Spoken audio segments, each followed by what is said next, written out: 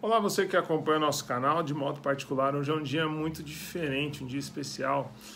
Primeiro que é dia de São José para a comunidade cristã católica, é um dia de enaltecer a figura deste homem que num primeiro momento foi temente a Deus e depois também esteve recebendo uma grande missão do próprio Senhor de ser esse pai adotivo de Jesus. Hoje também é um dia especial porque na cidade de Suzano retomam as atividades acadêmicas naquele colégio que aconteceu um fato lastimável na semana passada. E algumas pessoas perguntaram, questionaram o que fazer, como responder ou de que forma realizar a reflexão a partir disso.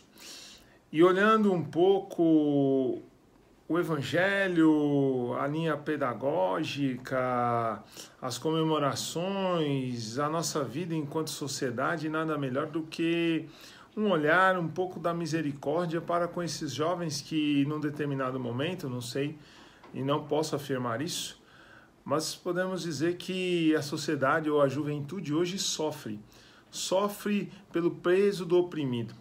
Até lendo algumas obras da pedagogia do oprimido, do nosso querido Paulo Freire, vai dizer sobre isso, né? Quantas e quantas vezes nós recuperamos ou reforçamos um olhar de repressão, um olhar do medo, um olhar da incerteza, da inconstância na nossa vida e na vida da juventude. Hoje a juventude se expressa, nunca se expressou tanto na vida, mas sabe por onde? Pelos meios sociais. E muitas vezes os likes ou as fotos, bem como as conversas, nada mais é do que uma necessidade do ser humano, da juventude, de falar, olha, eu estou aqui, estou vivo, estou presente, eu penso, eu tenho minhas opiniões, eu tenho sugestões a oferecer nessa sociedade ou nesse mundo em que vivemos. Ontem estava acompanhando um pouco as investigações e vão dizer que eles estavam na Deep Web, estavam numa outra camada da internet, enfim, buscando ou socializando alguns dos pensamentos que muitas e muitas vezes, não vou dizer se é certo ou errado, mas que nós enquanto adultos, nós enquanto sociedades, nós enquanto educadores, nós enquanto pais, precisamos parar um pouco e ouvir a nossa juventude, que às vezes com o celular na mão tem muito a dizer. Às vezes acompanhar as redes sociais dos nossos queridos filhos, dos nossos queridos alunos, não no sentido de um olhar recriminatório, mas sim o sentido de observar o que está sendo colocado, quais são as falas, as imagens, como anda. É um acompanhamento muito maior, um acompanhamento filosófico da dialética. Nessa relação eu com o tu, vamos aprofundando cada vez mais a nossa relação com o todo. E é nessa relação que vamos crescendo cada vez mais. Gostaria de finalizar com uma das frases que ouvi de muitos cristãos. Os cristãos falam, nossa, isso não deveria acontecer, esses moleques tinham que morrer. E aí começa toda uma discussão sobre pena de morte, sobre maioridade penal, sobre a questão das armas. Só gostaria de lembrar uma coisa que eu ouvi de um outro grande pensador, o Karnal, nesse final de semana.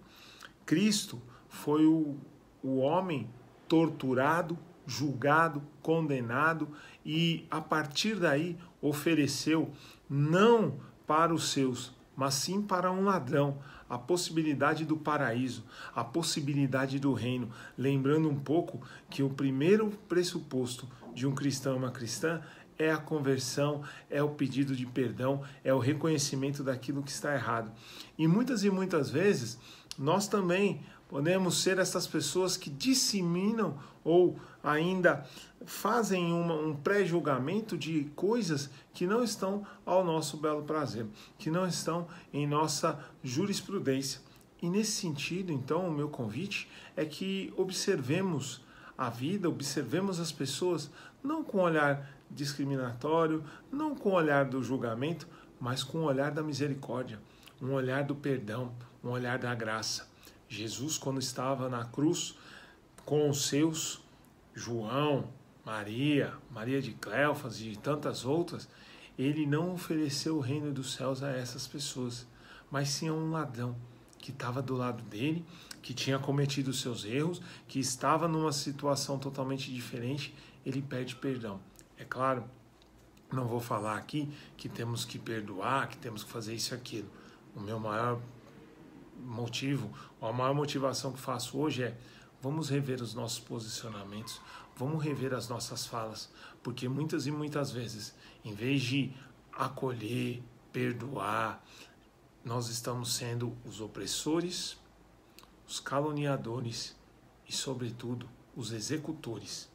Um abraço e que tenhamos um olhar como São José, um olhar da paciência, do silêncio, da tranquilidade e do constante apelo de unidade, de transcendência para com o transcendente.